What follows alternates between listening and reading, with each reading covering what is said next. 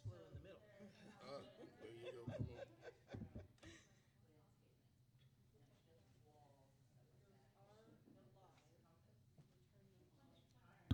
Okay. Good. Yes. Yes. Sounds good.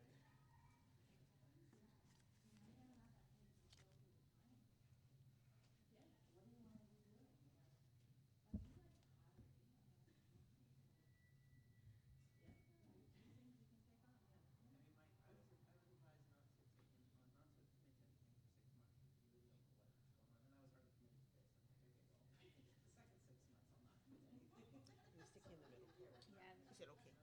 that's okay. I can be in the middle. Yeah, that's right. We're sitting in picture order, you know? That's true. That's true. Mary determined the sitting order.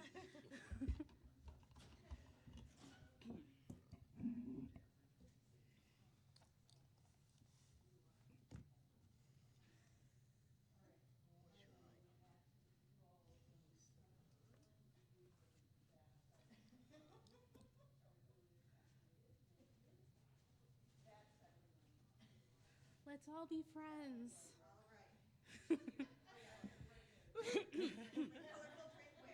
Exactly. I love it.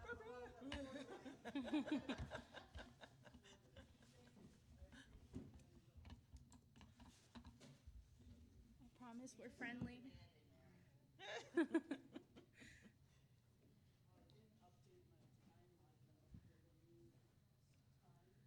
Oh, yes, yes. It's okay. I believe that Mary will figure it out. Yeah, yeah. Okay. She'll get there. She'll get there. I'm like, I just had the idea for this. I'm like, someone else That's a organize. great. Thank you, though. Again, yeah. Yeah.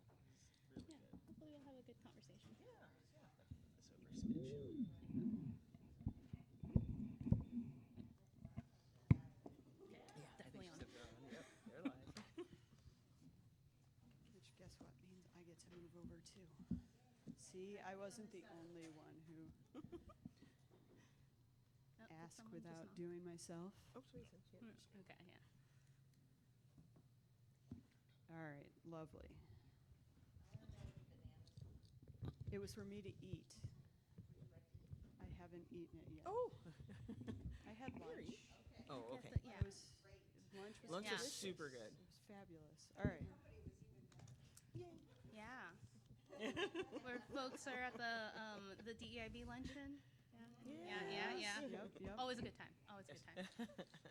All right. Well, thank you all for joining us today. Really appreciate having you.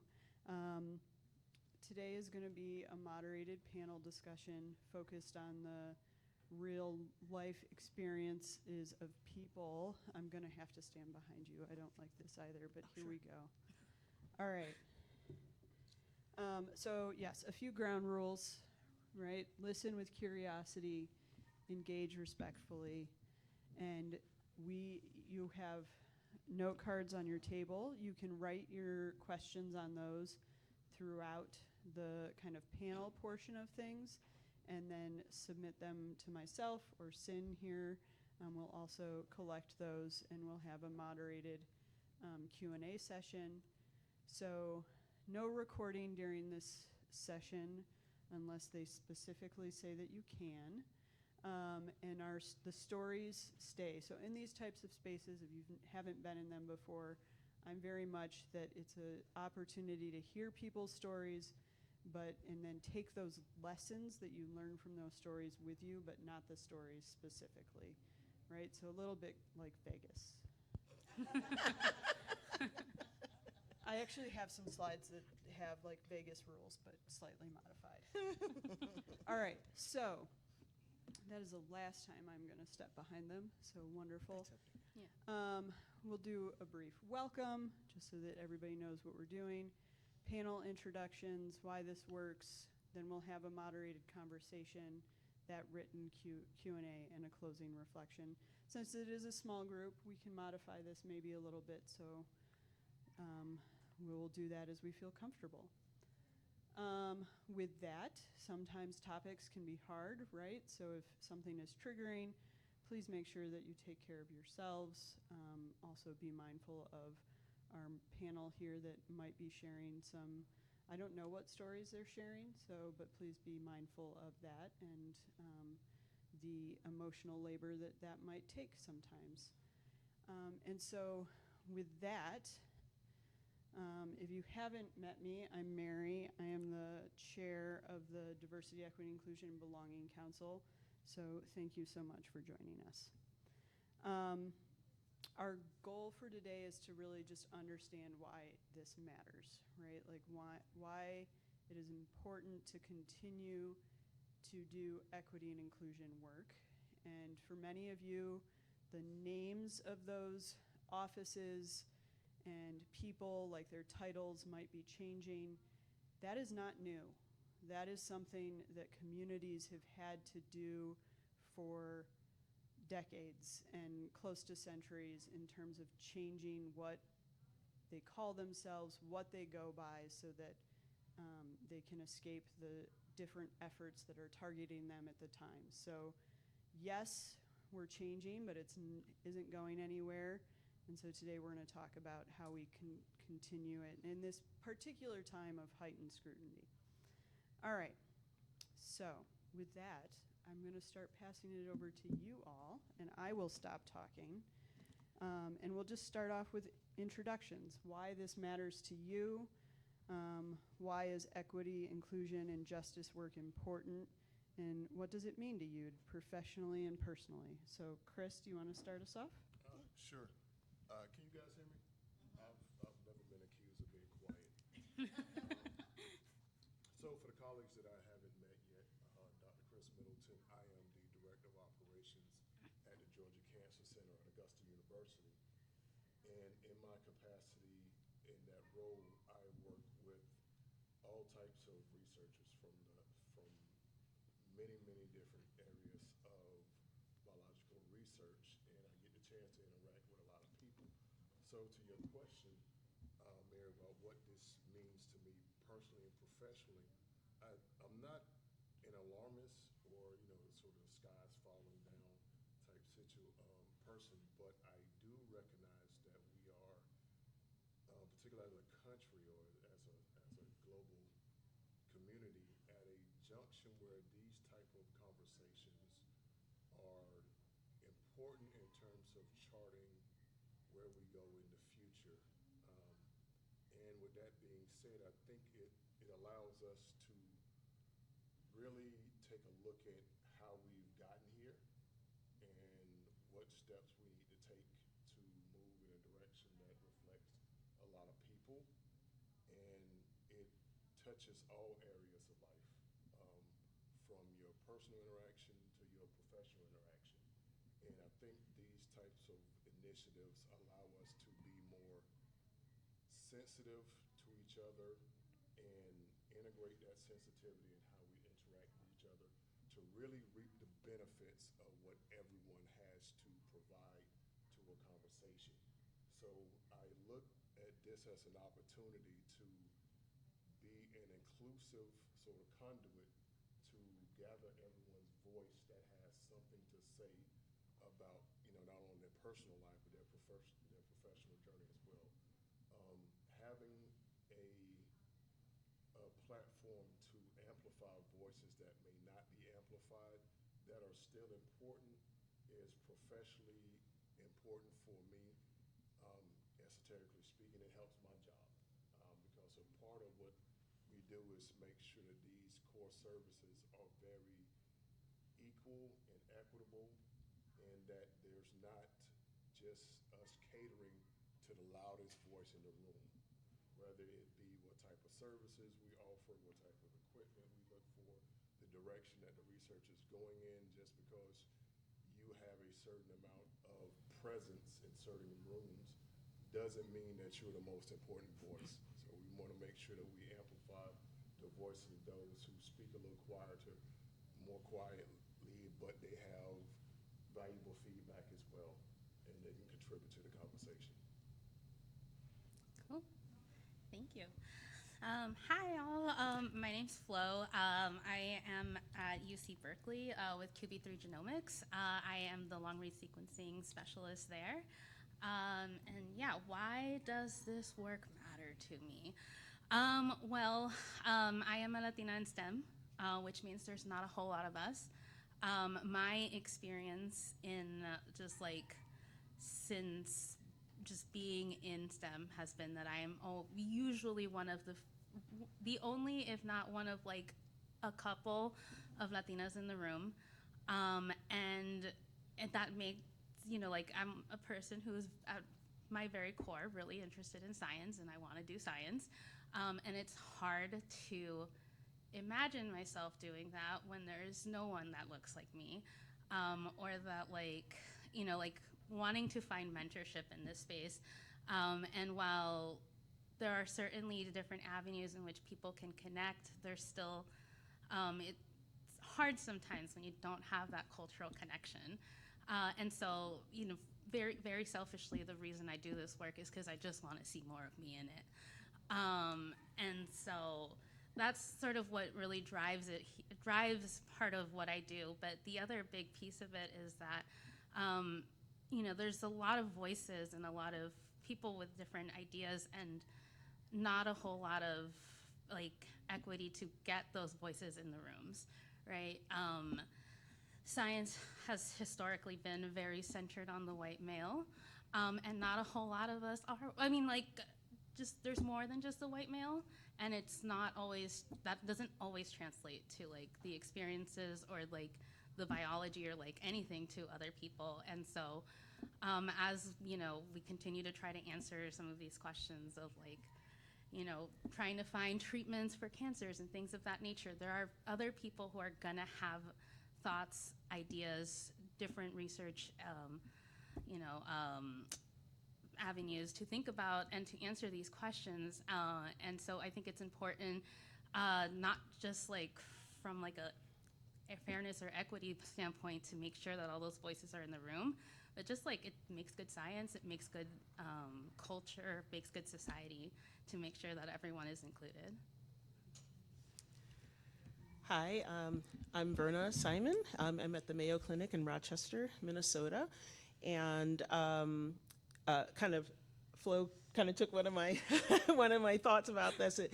Originally, I wanted to do this work to see more people like me, because I was not seeing very many people like me in most of the rooms that I'm in for most of my career. Actually, I was, I think, the only African American student in my department in grad school at Penn State. And and that's a big university, it has a lot of people of color there, but just in our particular department, there weren't that many of us, and there was one other brown girl, and the two of us were in all the pictures because they wanted to make themselves look like it was really diverse. And it's like, Rita, we're gonna be in another picture. But yeah, I think that was the initial reason, of course, in some level. But beyond that, yeah, I also agree that we all have so much to offer, and there's so many experiences that get left out when there are not enough of us in the room, right? Or when we don't have enough, the voices are just not being heard.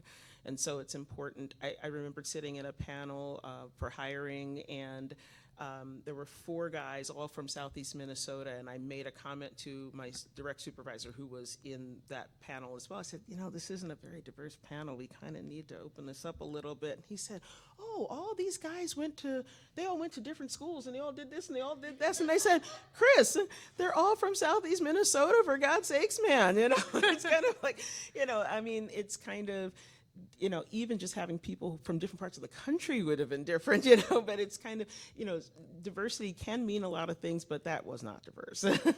So having the different experiences, having the different opinions, ideas, attitudes in the room to share and say, hey, I think this is important, because that's really very helpful.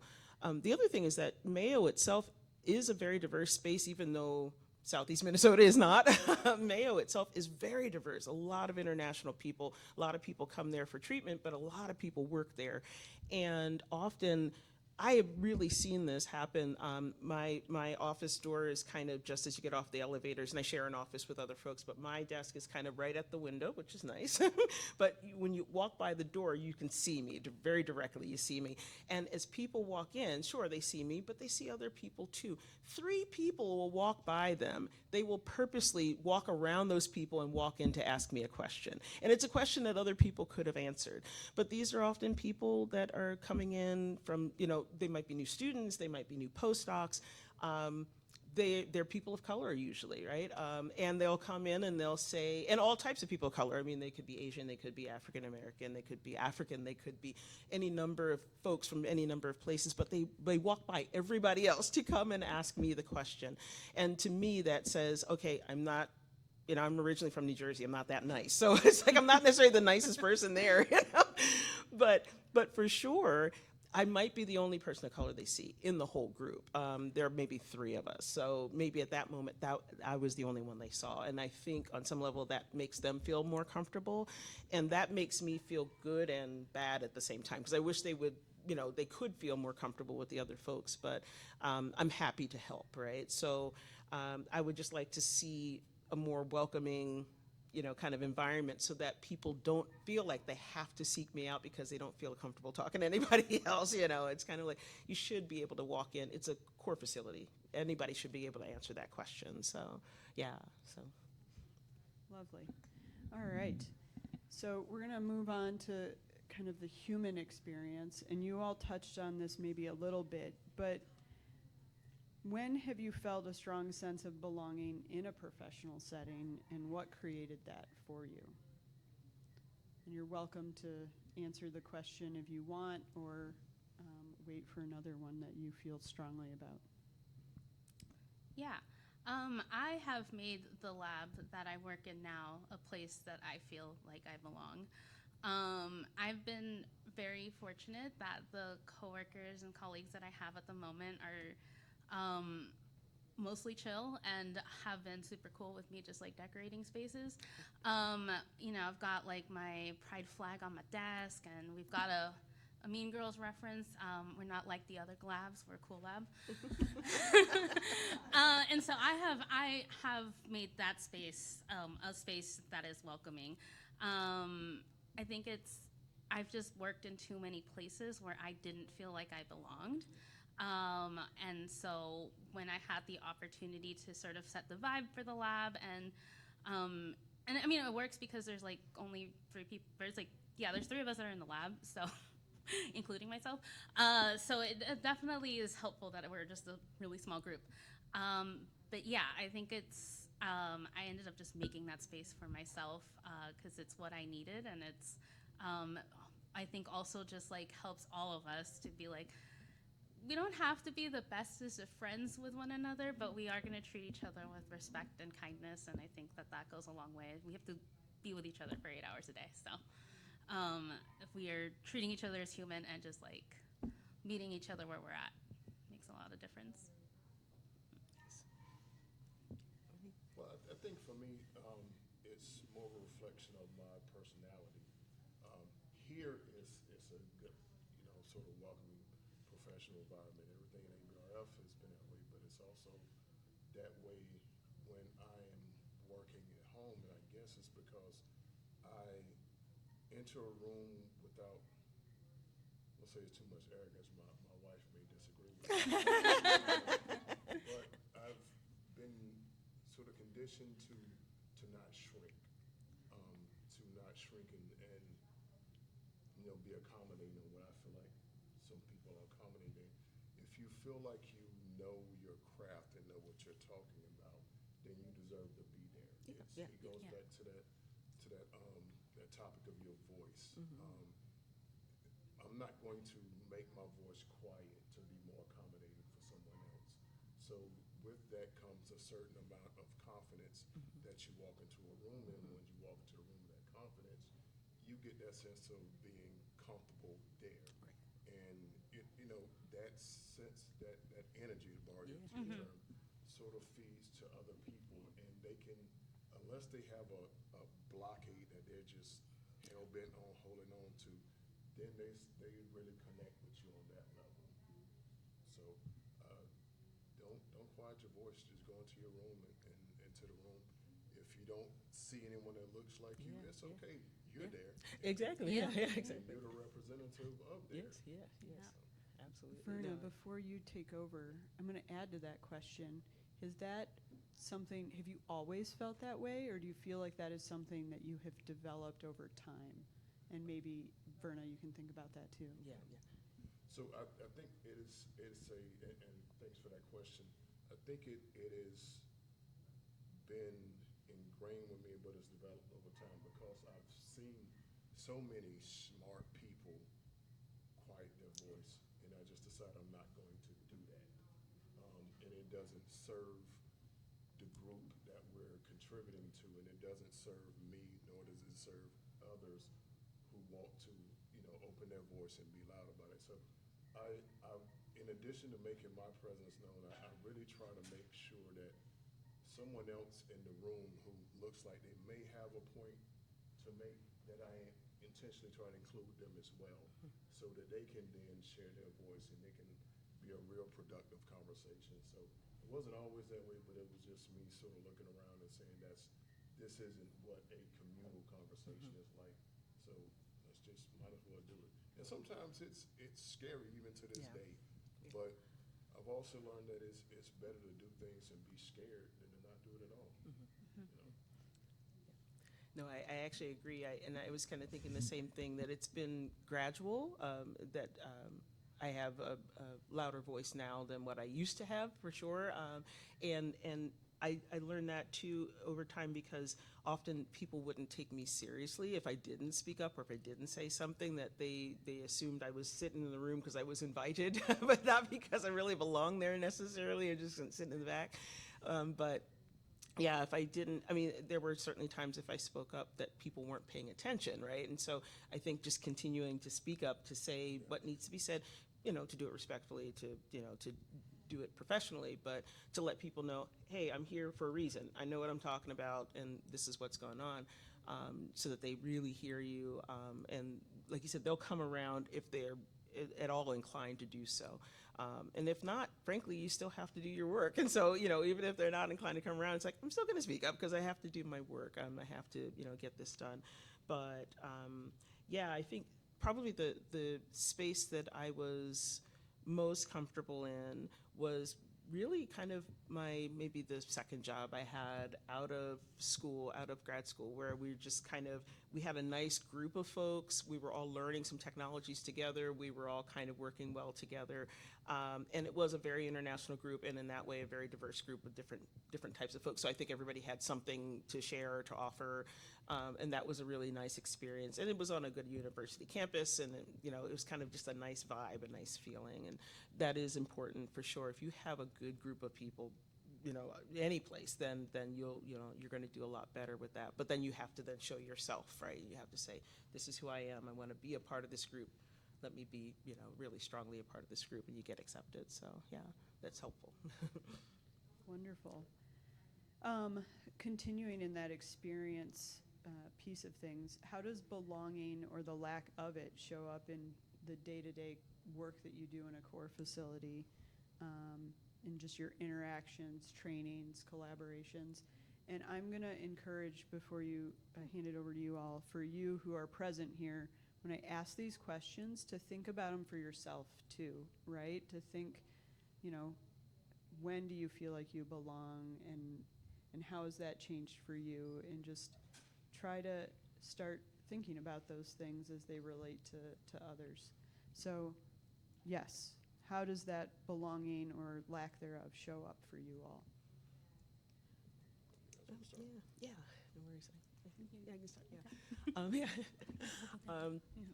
So, like I mentioned, although the current group that I'm working with is actually a very nice group, very good group. We do get along very well. We've had some ups and downs over the years, but a lot of people have moved on to other jobs or retired or things like this. And so it's a better, more inclusive group in that respect now, more comfortable. But it's not a terribly diverse group. In a variety of ways, we've lost a number of people just moving on. So yeah, I see it every day that I think I'm the only woman of color and one of maybe 3 people of color, something like this. Oh no, I take that back, maybe 4 people of color. But yeah, I think that it's not an uncomfortable space for this group, but I think that not seeing that diversity, not seeing myself, not kind of that I see that regularly. I think for our customers that come in, they are fairly diverse, so I get to see them, they get to see me, that's nice. But I think they also notice that difference, that change. And then it goes up the chain, the leadership is not terribly diverse. And that's maybe where you see it more when you go to the meetings and things like that. So how we talk to the leadership, how they take us seriously or not, that's where often the hang-ups are. And that's what I'm often concerned about. Is somebody really hearing what I'm saying? Are they trusting that I know what I'm talking about? And again, it's not an automatic that somebody is going to be closed-minded, but you worry about that if again you don't get those good vibes coming back at you, and you don't see any representation, at that level. You kind of go, well, I mean, do you know what I'm saying? And then they go, oh, no, not really. So it is a worry in that sense. But I think as far as the day-to-day work with the people, we're getting by on that because we're actually supporting each other. That's actually nice. I mean, that's one of in this position now, I'm at a pretty good place with that, but I'm a bit of an old head now. So, I mean, I've been around for a while. I've gone through some of the iterations that weren't as good. So, yeah. Yeah, for me, I'm good. My colleagues and I were good. And I'm the only Latina actually right now, I am the only person of color that's full-time in my lab. We do have an undergrad who is also a person of color, but they're our undergrad. And so, but I still feel like it's a space where I belong, which is nice. The weird interactions that I've had are mostly with our users. And luckily there haven't been that many negative interactions. It's just those are the ones that stick out to you. So before we used to have an older gentleman that was working in the lab. And so anytime anyone would come in, so I have more experience as a lab manager, or like assistant lab manager. People would come in and they'd go to him, ask him the questions, and he would often have to just point to me and be like, this is who you want to talk to, because I look very young. And so it was like those kinds of experiences definitely happened. And I've definitely had a time or two where I've had like a PI come in and just like stare, and just like it's a very odd feeling of like, I hope that you're staring because you're excited to see something diverse in here, but I feel like a zoo animal right now. And it's hard to like have those interactions because it's like, what am I supposed to say or do in that situation? Because it's like, at the end of the day, this is a user, and we're gonna take their project, and like, it's not necessarily that I'm like, oh, I must be like respectful and nice to these people, but it's also like, is it worth my time and effort to like say something when you're gonna leave in about 5 minutes, So it's interesting just when those kind of like situations happen. And again, I think I'm really fortunate in that I do have like the other staff that are in the lab are like, will give me that space afterwards to like I just need to process and cool down, decompress. I'm like, that was weird and I didn't enjoy that. But yeah, so it's like, it happens, and I think it's a lot easier for your coworkers to to find middle ground with your coworkers. The external people I think it's the harder part. Yeah.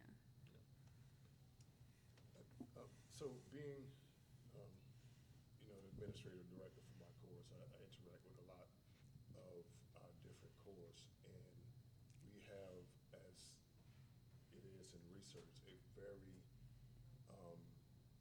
global community. And what I've found important in terms of belonging, more than few times, is having someone there that can connect with a incoming client tangibly on a language basis. You know, if you have someone that can describe something to someone else that speaks Mandarin, that's their native language, it's a lot easier for them to understand in terms of the process and protocols that are going to happen. You know, we've had some groups that, we had a large group that came from Argentina, and you know, English as a second language. So there have been some challenges, and not that you can't understand them, but it's easier to describe complex protocols to someone who speaks your language. And that type of inclusion has helped out a lot in terms of supporting their research projects. Nice. So, one last question on experience before moving on specifically to the role of core facilities. And Verna, I'll come to you first because you kind of talked about this in your introduction, was how does representation affect how trainees and users engage with a core? And you've touched on it a little bit, but do you have anything else to add there? I mean, yeah, I mean, basically it is good, I think. I mean, I don't have a lot more to add in that respect. I mean, I think that it helps for them to see somebody that they at least perceive as being someone that they could talk to or that they feel comfortable talking to. And like I said, I certainly don't mind doing that, but I would hope that everybody could be engaging that way. And I think I do have some colleagues that are in that vein, that they are, you know, certainly good people that would, you know, are willing to help everybody and anybody walk in. But I also see where there are times when they could help and they'll say, kind of to Chris's point about somebody with maybe an accent or a second language, that are kind of, you know, I don't understand what they just, could you talk to them? It's like, I don't speak Korean. It's like, you know, but I'm more willing to talk to these these people than somebody else is. I think that sometimes it's a matter of, you know, they'll ask me, but it's like, I'm not any better off on this than you are, but I may be more willing, you know, and that's, I think, you know, I'm more willing to listen, I'm more willing to walk through it, I'm more willing to talk to them. So I think that if people would kind of open up and be a little bit more willing, that could really help our customers and not just take on the easier ones, you know, or somebody's, you have this plate? No, I don't. Okay, goodbye. You know, it's you know, they're kind of, if we could help them really and not just, oh, that's the easy one, I'll take that one and you take this one, you know, it's, yeah, I think that just being willing to open up to all the people, because we have so many people coming in from so many different backgrounds. It's not like everyone is easy and there's a one-off. It's like, no, it's often the other way around. It's like every person has something a little bit different and you have to talk to everybody, and that's okay. That's the point. That's why we're there. So yeah, that comfort level, I'm wanting my colleagues to get to that level. Yeah. So Flo, yeah, you talked about how maybe people will not come to talk to you because right, that's the opposite. Yeah. But do you have the other experience where people do seek you out, or it impacts people's interaction with your core facility? Yeah, definitely. I mean, again, like I said, the negative experiences stand out, right? And I can't help that I often still get confused as a high schooler, or I get asked often what my major is and when I'm going to graduate, and I'm like, ooh, that ship sailed a while ago. And I can't help that. I cannot help that is, I have a baby face. But it's interesting because then a lot of the very stressed out grad students that come into our lab, which is another reason why I have good energy in the lab, because they're very, you get a lot of stressed out grad students who are like, I need my data yesterday. And while part of me wants to be like, and your emergency does not constitute an emergency on my end, I still want to be empathetic and be like, okay, I'm going to be helpful. Breathe, relax, it's fine. You're going to get your PhD if your data is 2 weeks late. But yeah, I mean, I think because there's an interesting dynamic where sometimes people will see me and will come to me because I seem very much more open and approachable. And then there's also those interactions where they're looking for the adult in the room, for lack of a better word, in which I'm like, well, that's still me. I promise. But yeah, and I think it's important to like have that environment to be able to just like be welcoming and talk to people, because at the end of the day, like this is like, at least the work that I'm in, like it's a service lab. It's a service here to offer you, like I'm here to do a service and just want to help you get your project going. And yeah, and there's definitely a group within Berkeley that so I've kind of like started infiltrating the Spanish-speaking grad students. I'm like, oh, my friends. And so that's always fun when they come in and need a project, and then they're like, go straight to me, which it always is a nice feeling to be able to like have that as a person, but also just happy to talk to anyone. I mean, that's the goal, right? It's just anyone that comes in, I'm happy to talk science to you. Yeah. Basically, so what I'm hearing and what I've experienced is that you really want to connect with people on a personal basis, and I'm sure we all have stories. We can share one anecdote that I can share with you that's important. Well, it's important to me on a personal level. As I mentioned, we have a sort of global community of researchers. It is important to me, and I've gotten nothing but good reception, that I am able to, at the very least, pronounce your name. That's a big one, actually. Yeah, that's a really big one. Yeah. And it means a lot to be called who you are. So the quick anecdote is we had one of our senior grad students working towards his doctorate, and his advisor, whose lab he was in, called him, hey, here comes Ahmed. Ahmed's going to bring this, and Ahmed's going to bring that. So we were talking one day, and I saw the different spelling phonetically, and my name's not Ahmed, it's Ahmed. So yes. I made a point to call him Ahmed loud enough, Yeah. would know, and it touched him on a personal Yeah. level, and it connected with him. It wasn't necessarily we were, too culturally different in terms of representation, but there was a connection there on a human level, and you gain you gain trust and relationships with people in that manner.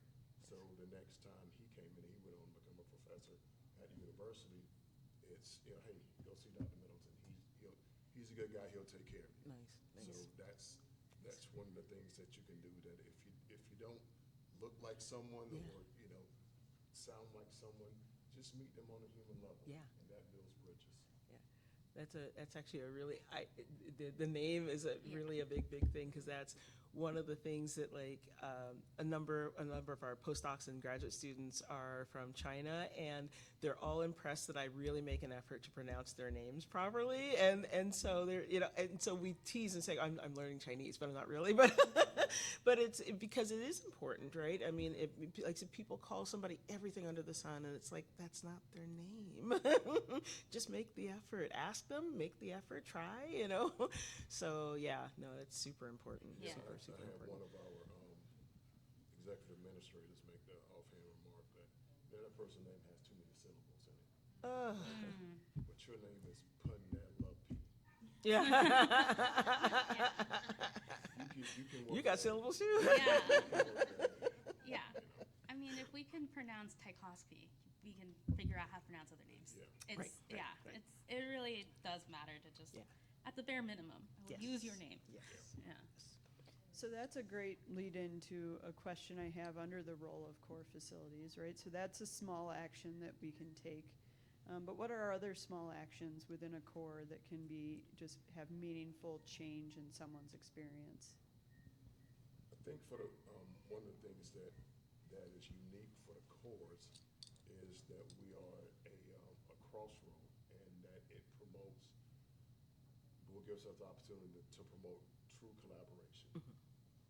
You see different projects, multiple projects come through your core, and work with multiple people. There's an opportunity for matchmaking there. And That's true. you can act as that matchmaker to put people in touch with someone else, and then it's again you building rapport and a relationship relationship with someone else. They trust you. Right. They trust you to put them in contact with someone else that's good, that has Yeah, good energy, yeah, that yeah, will yeah, work yeah. with them, and it advances their research and their professional development. Absolutely. So that is the key for me, is that cores are really the crucible for collaboration. Yeah. And that's something that we really need to leverage Absolutely. and take advantage of. Absolutely. Yeah. That's actually it's a big help for sure. Just kind of, like I said, kind of connecting people when they're working on similar types of, not even the exact same project, but more like similar types of technologies, or, understanding how to, I do a lot of single cell work, and so somebody might need a protocol for how to, kind of dissociate brain tissue or something like this. I mean, you want to understand, like, okay, well, who works with that, and who could I hook them up with and talk to?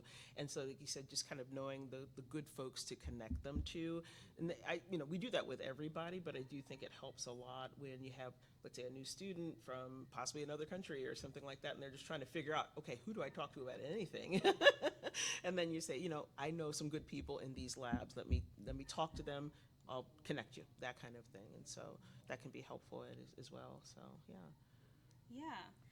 Yeah, I mean, I think that remembering that our users are humans Yes. is definitely, like, again, like, sometimes they come in asking for the impossible, and you have to gently talk to them about how, and, that's not going to happen, but here's how I'm going to help you work through this.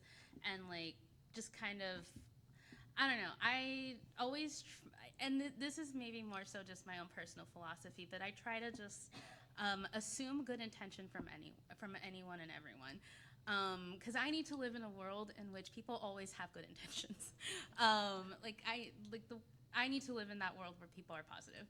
And so, yeah, I think that's, like, the thing about, like, interacting with so many different personalities when it comes to the core.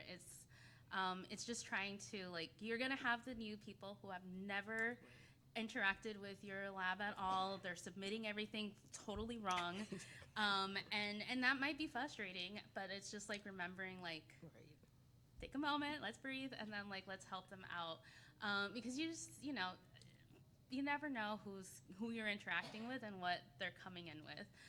And so I think that's kind of like, I think that's the big piece, right? It's if we all just remember that we're all humans and we all, at the end of the day, have probably very similar goals, then, yeah, we can have more positive experiences.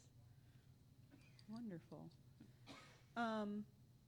So just thinking on sustaining the work, right?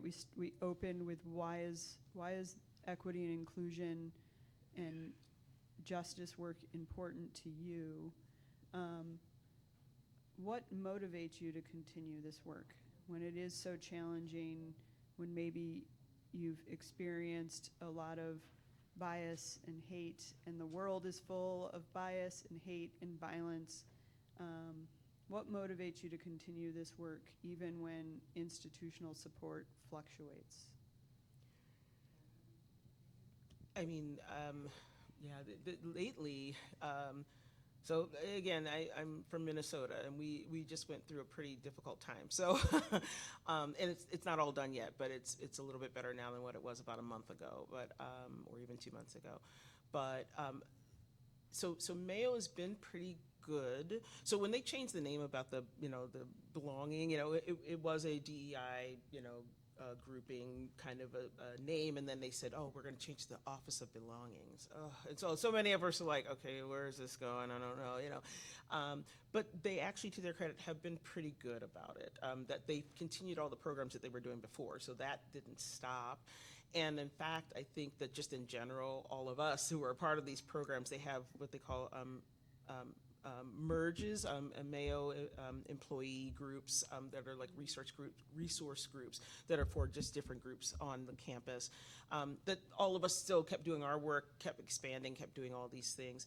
But because of what's been going on in the last 4 or 5 months or so, I think somehow we've all been just really fired up. And so I think the work is actually intensified on campus, and a lot of us have really felt like this is more important than ever, because apparently, you can't go to the grocery store anymore without somebody, trying to box you in or something. But yeah, so it's been, so I think that's unfortunate situation, but I think it's actually helped to galvanize, kind of we're like, okay, we really have to do this work. We have to do it for ourselves. We have to do it for other folks.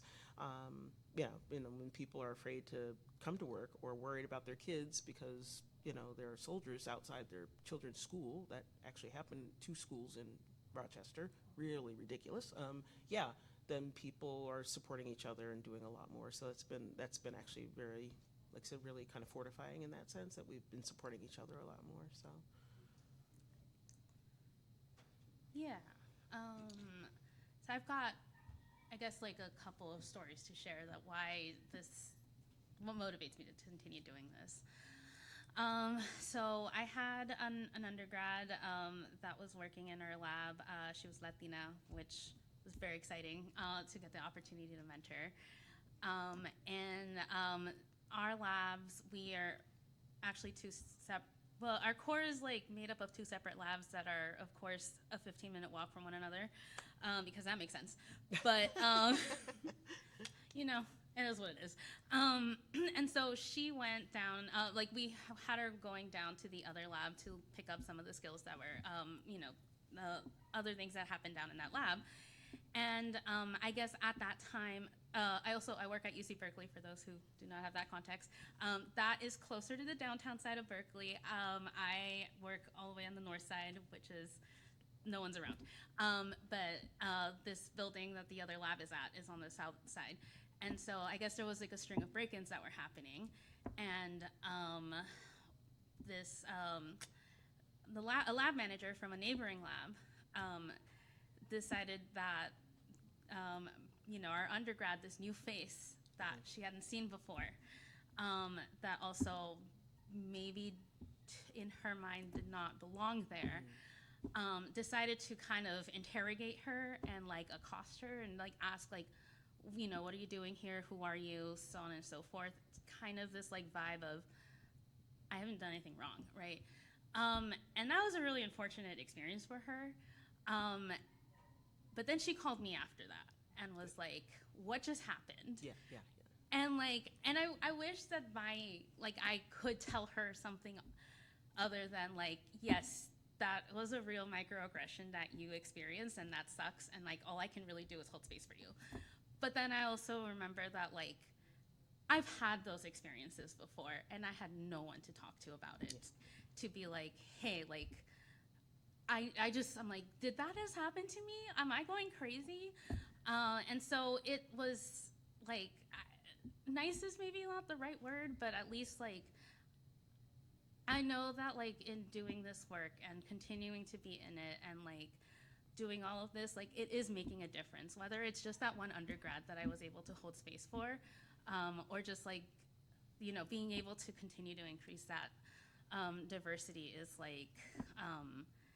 it's really important. And the other thing that continued to motivate me, I currently mentor a high school robotics team. And we're sitting at a 30% female, and I'm we're gonna get that higher. I want that to be 50-50. We got a few girls on the team, and many of the girls that start on the team, they don't think that they can do the technical stuff, and then they get into it, and then they do it. And I've had a few that have switched their minds from oh, I'm gonna major in psychology to no, I'm gonna pursue electrical engineering. Nice. And that's very fulfilling too. And so it's I think it is hard and it's constantly under attack, but there is a difference that is being made, and I think that's what continues to motivate me to do it. Yeah. I think that, to your point earlier, as you opened the conversation, that the renaming of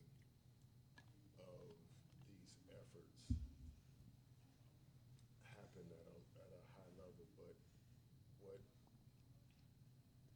people need to realize, not just people, but those in charge who are doing the renaming, or to trying to strip DEI out of the sort of the lexicon and conversations that you don't, it doesn't go away. No. You know, you can say, don't say DEI, which, by the way, for you guys to continue Yeah. using diversity, Yeah, equity, inclusion, belonging is intentional. Yes. Yep, And I very see much so. Yes. that's great. Because the effort doesn't go away and Right. the need for those type of initiatives don't go away. So you affect your personal space. And each of us as administrators or involved in our cores at the manager or director's level, that's, you know, that's your kingdom. You can make it as inclusive and belonging and diverse as you see it. Yes, yes, So yes. you can make that a welcome place where you Right, can hold right, space, right. where people feel open to come to you for their, you know, personal and professional development. So you can do that. But I also want to make sure that that spirit of inclusivity is got to be across the board. Right. It's got to be, you can't say, I just want to have black girls in there. Yeah, right. Yeah. You got to have white guys in there too. Yeah. You know, you got to have a diverse group. Everyone needs to have a voice. Right. Right. Even if there's a majority already there, you got to include other people because everyone has input to it. So Oh, yeah. it works if there's a true sort of cacophony of these voices together, and we move forward together that way. So, for those who maybe, so you've all talked about almost like how you've had to make that space for you, right? Or you had to be comfortable in your own skin. For those who haven't had to do that before, right? What does courage look like in a core environment right now as it relates to equity and inclusion? You know, actionable for me, in addition to the individual course, well, I'm trying to convert this to a core, but we have our shared research resources where we have these, you know, shared microscopes and tissue culture rooms and things of that nature, these different instruments that we have a chance to purchase, you know, primarily at the end of the year. We're a public institution, so sometimes there are lapsable funds that we need to spend at the end of the year.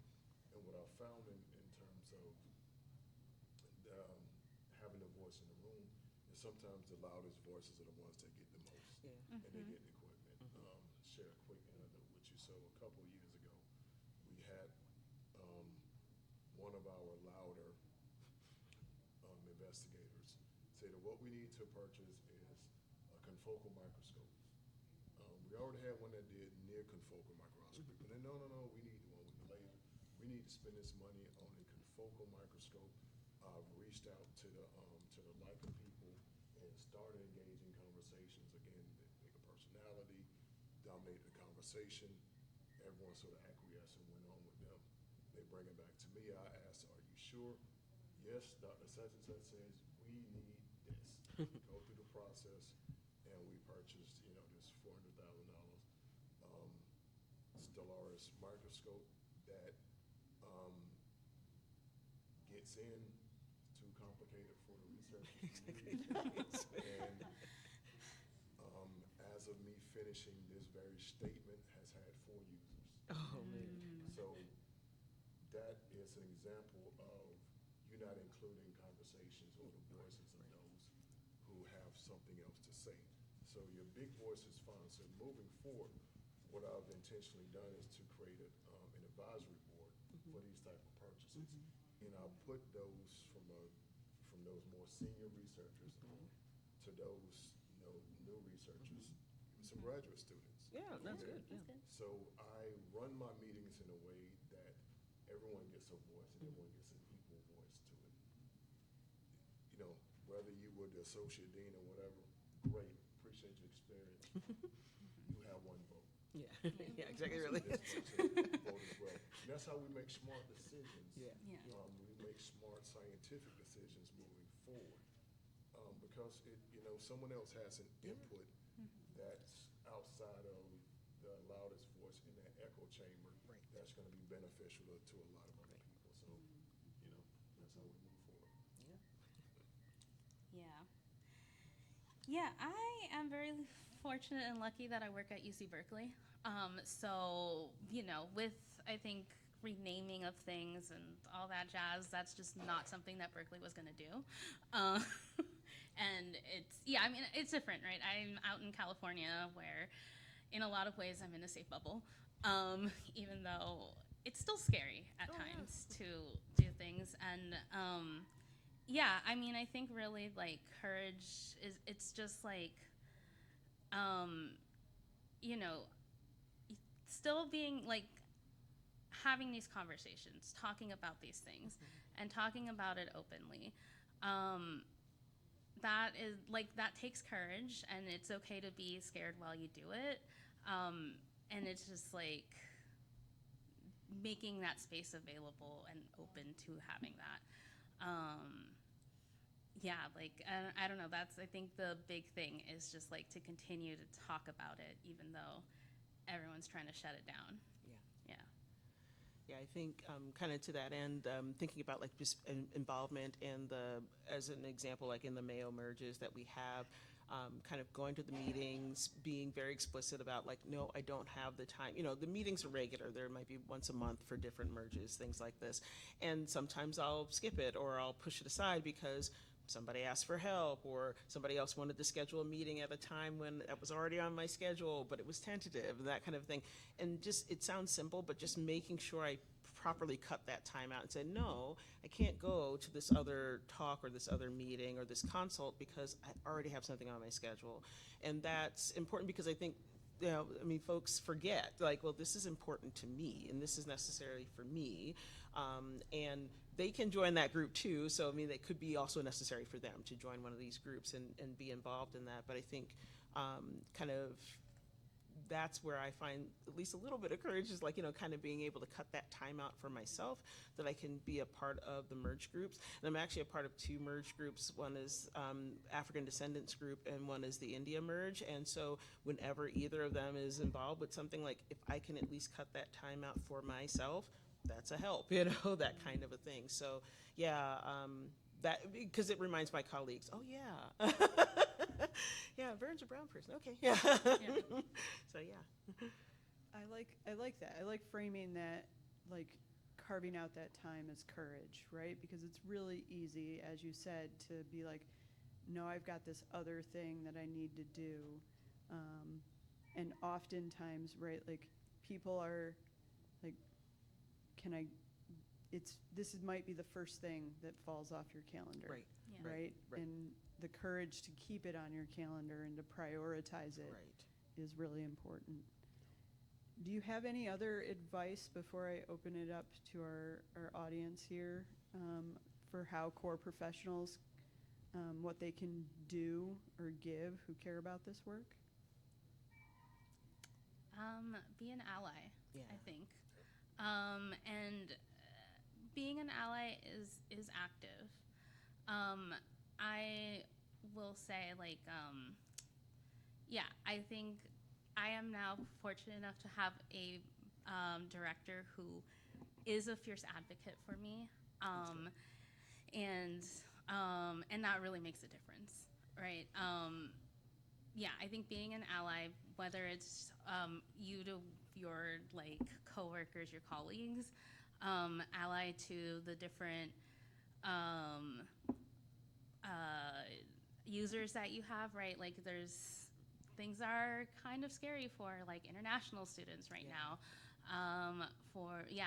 It's a very uncertain time, and taking the time to be that ally to the people the communities that or like people that we serve, right? Like our users or just our colleagues, it makes a difference.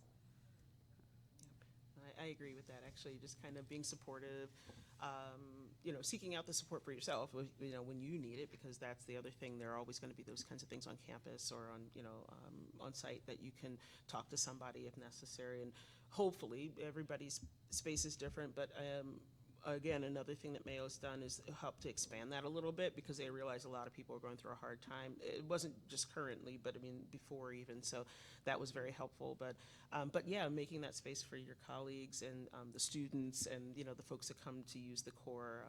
There are a lot of times when folks are having a meltdown because something isn't going right in their experiment, and then on top of that, they have to deal with anything else like microaggressions or anything else. Imposter and then syndrome. Yeah, absolutely, yeah. They worry, oh, I must not be good enough. I messed all this up. It's like, you're going to mess it up like 10 more times. We all do it.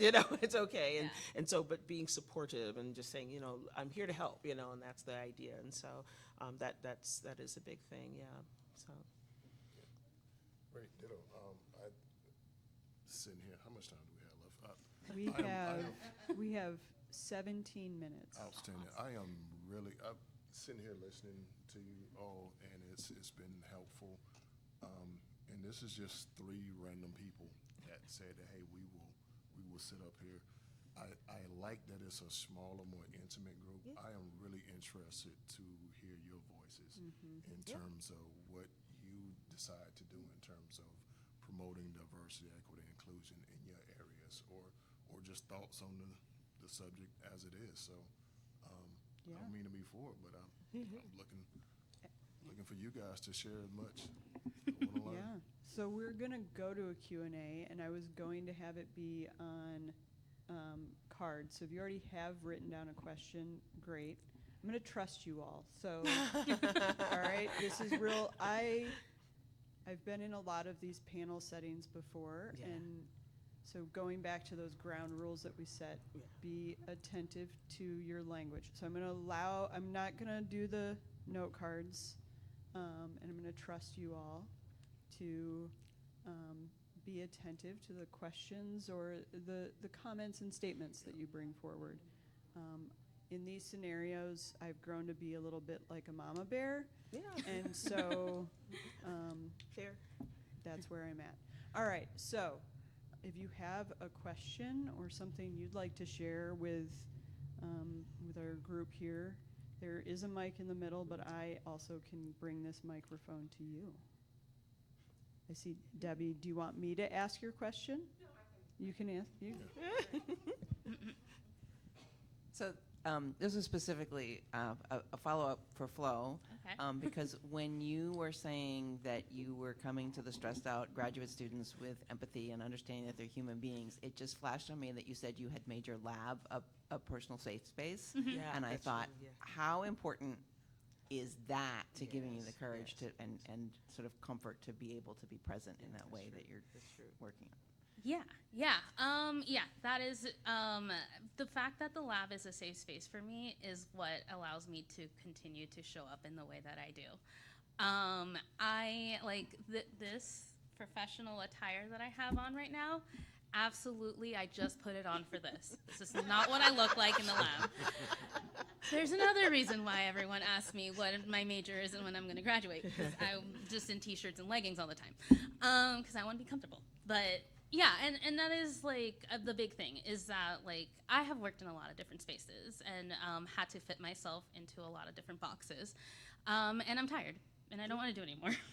And so I had the opportunity in this lab space. Again, there's a very few of us that work there, and we are all just like on that same level of like all a little bit neurodivergent, all a little bit like we have our own like quirks and personalities. And it's just like, we're gonna make this work and make this a place that is safe for us. And then because it's pretty chill place to work, that then radiates out to like the users that come in. People are always like, they have a fun time looking at the different decorations that we have up in the lab. We decorate for Halloween and Pride. Those are the 2 holidays that we decorate for. And more like, we put the decorations up, never take them down, and then add more. So there's a lot of rainbows and bats in the lab. rainbows and bats. I have a question to kind of follow up on the creation of sort of personal safe spaces at work. I'm wondering if anyone on the panel or maybe in this room has dealt with where something that one person feels is a personal safe space feels unsafe to others, and how would you address that? Yeah. And I'm particularly concerned with stepping on people's freedom of speech and expression when addressing that. So I'm just kind of putting that concept out there and curious if anyone has dealt with that. Thankfully, not yet. I mean, you know, in that we haven't had somebody, I haven't had to worry about somebody challenging something that's been posted or you know, kind of hanging somewhere over somebody's desk or, you know, next to an instrument or something like that. I guess we try to keep it kind of a little, you know, chill, but yeah, there's always going to be somebody who says, I mean, I'm a vegetarian, so I have like, you know, eat more veggies across the top of my computer. You know, maybe somebody comes in and says, I own beef cattle and I'm offended. You know, it's like, I don't know, you know, if that would be. That's what I'm saying. Yeah, that's not terribly controversial, right? I mean, yeah, absolutely, Yeah. absolutely. Well, you know, I have the anti-authoritarian kind of manifesto, like, you know, kind of creed behind my desk that, you know, anybody that walks up to my desk will see that, and so, and it's pretty evenly posted. I also have like a little wall of like kind of like black and brown faces of like, you know, kind of different things in science that have black women in it or something like that. And, you know, people sometimes look at it a little bit, but they don't say anything or anything like that. I don't know that anybody has complained. If they have, I hadn't heard anything about it. But yeah, I mean, it's one of those things where I think as long as there aren't any swear words or anything like that, I don't think there's any real way that they could make me take it down. And I don't think Mayo would have that issue with it unless there were something really very, you know, blunt and, you know, blatant there. But yeah, I don't know. I'm not sure. It is a good question though, right? Yeah. Because Are we talking, you know, sort of back the blue symbols, or are we talking like swastikas? Right. Yeah, like what we- yeah, That's true what- too. what level we- That's true. Yeah. Yeah. How far? That's interesting that you bring that up. There's a certain individual who has brought in pictures of a recently deceased podcaster, Oh. and it's making people feel unsafe. Yeah. And then my staff asked me, could they bring in a picture of Hitler? Not because they want to. Right, just but to- where does it go? Yeah. But Hmm. me to say where the line is. Yeah. Yeah. How far does that go? Confused about, and this might be hijacking the, No, this is a No, great. No, but this it's is good, tied yeah. to it. Yeah. about where the line is Right. without stepping on freedom of speech. Right. Yeah. Right. I do know the line is with swearing. We Yeah. also went over Right. that recently. Yeah. Yeah. What's going on in your lab? Yeah. I mean, I think that this, so I was going to come at this with, for as much as I try to have immaculate vibes in the lab, there's been some passive aggressive notes recently, Yeah. in which, like, for that kind of instance, it's once again being like, my colleague is a human, Right. Yeah. that they're like, just remember that they are a human being, and this is how they're going to communicate whether or not I appreciate it. It is not personal, right? What to what you're saying though, I think it's I would probably, like, my first step would be to check university policy, and because that's the thing, it's once you cross the line into feeling unsafe, right?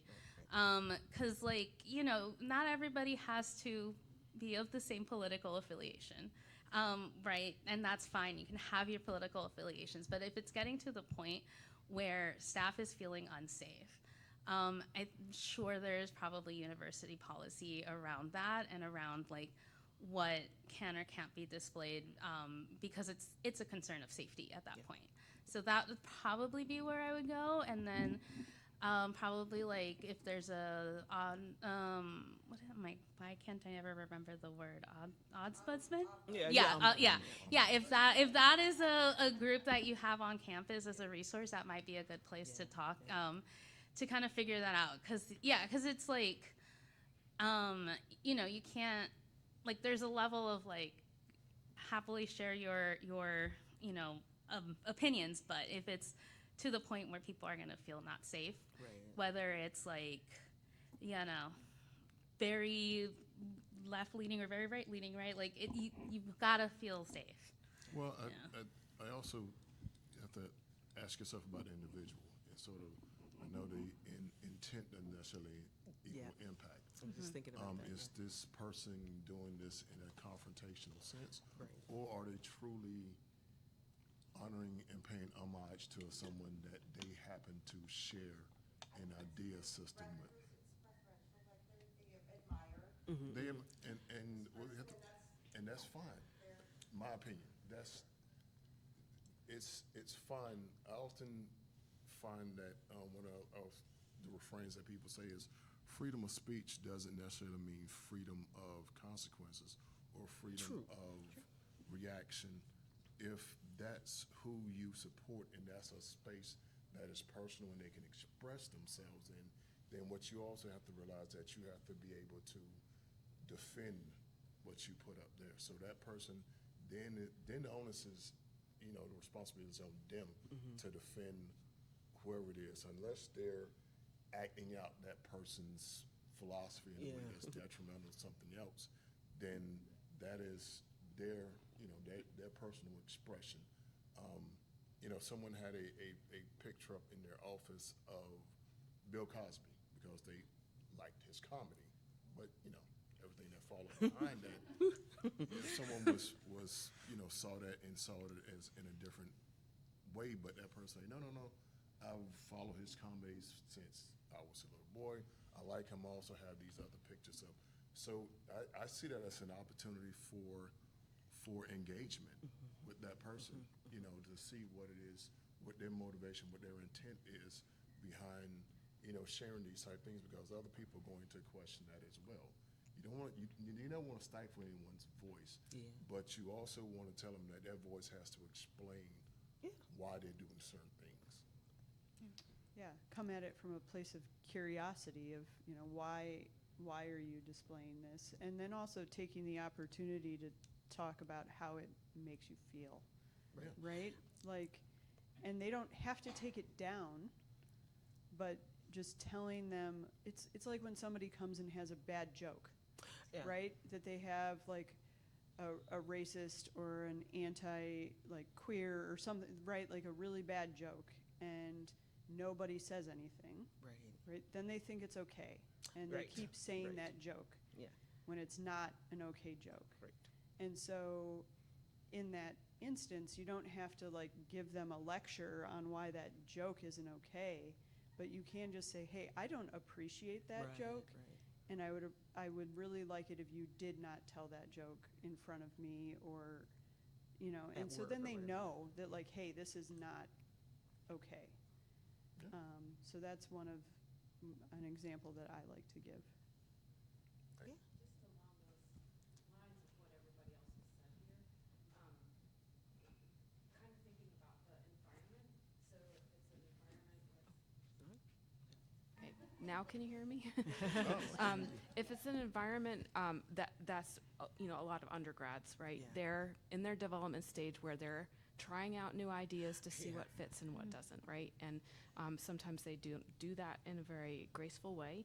And so for me, it's about engaging openly, right? Not saying that I agree with what they're talking about or the icons they're displaying, but just asking curiosity questions, getting them to talking about my experience if it's relevant, and just basically trying to be that teacher that they're supposed to be getting, that kind of broader education piece of the undergraduate experience. That it's also really about, even in science, right? Like Yeah. learning how to get along with everybody. All different types of people. Mm-hmm. Good point.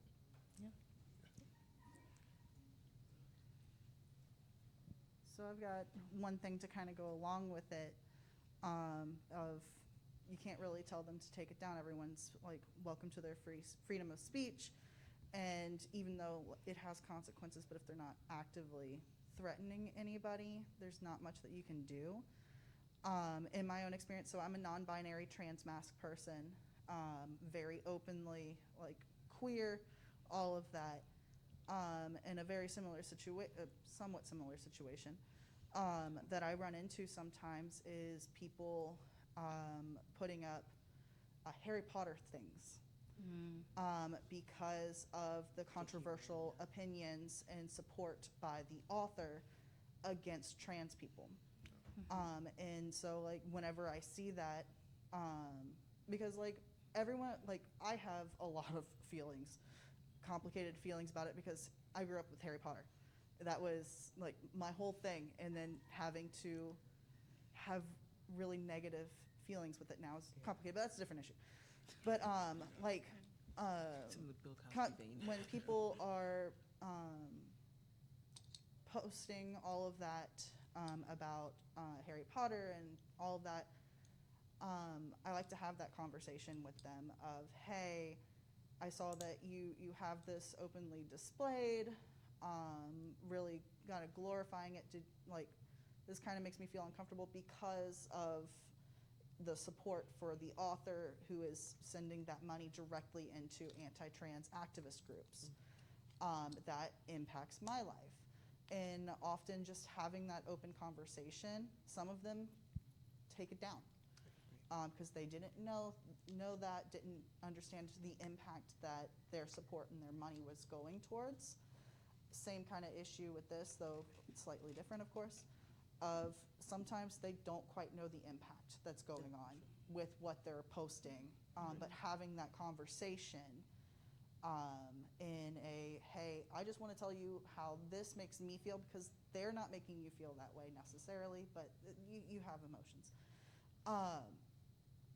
And just having that conversation of, this is making me feel this way, I feel uncomfortable with this because of this, and often just that conversation alone can help provide some sort of change. It does, and at the end of the day, what you've done is that you offered a different perspective, and you put a human face on it. Yes. Yeah. Because it's a lot different putting up a post on Twitter or whatever, or putting up a picture with just your intent behind it without seeing how it impacts someone else.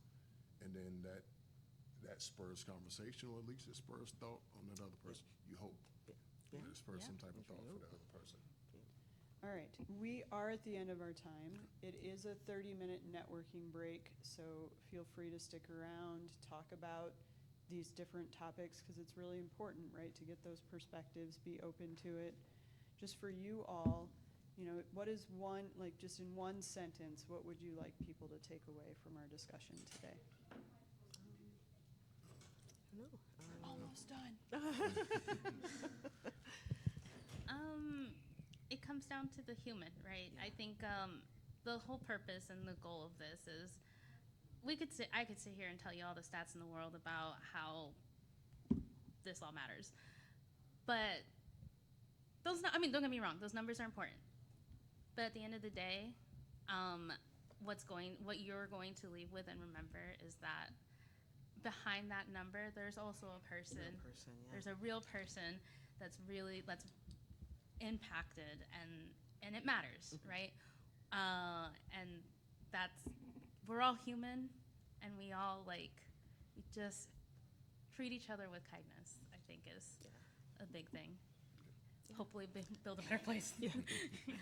Yeah, just remember, like I said, we're all in wherever we work, we're all there for the same purpose, to support each other, to support the work or the research.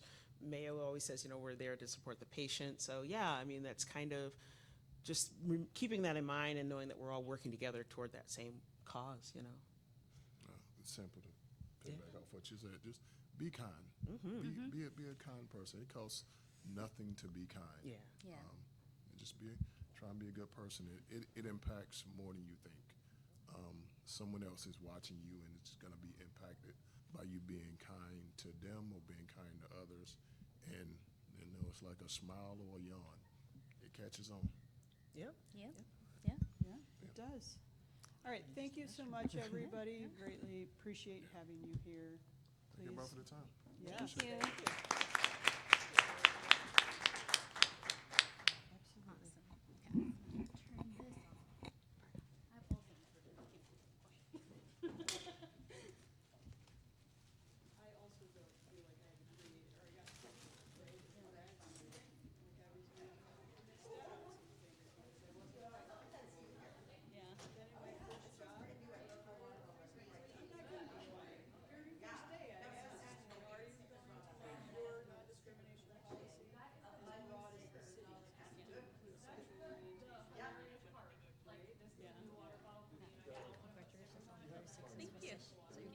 Yeah, killing it. They don't know. Sometimes they don't know. Sometimes they don't know. Or they have their